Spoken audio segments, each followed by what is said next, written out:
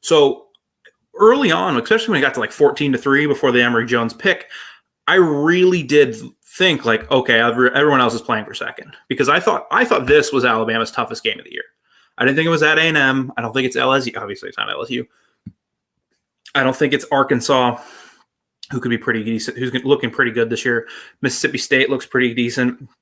They're trailing right now to Memphis. I got that game on my third screen. But I thought this was going to be their toughest game because Dan Mullen does a great job, better than almost anybody in the country, of finding what works and just doing it over and over and over and over until you can stop it. And Alabama never learned to stop it. Ole Miss is a tough one. That's a good question about Ole Miss. Ole Miss will be a tough one, but that one's at home. That's the only reason I didn't. I don't think that's their toughest game. You get that one in Bryant-Denny. This one was in Gainesville.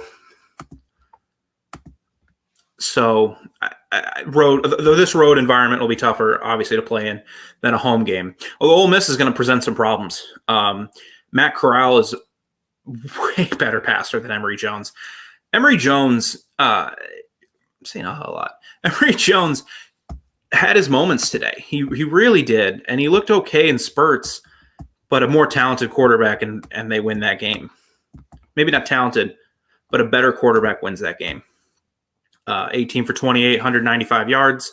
He spiked a couple on the ground. I got nervous for Florida. Not really nervous, but when they were in the end zone and he spiked the ball in like 4 yards short of the receiver, and his receiver is only like 6 or 7 yards downfield. So I didn't understand that, but then that was a great drive by Florida. Their offensive line just went to work.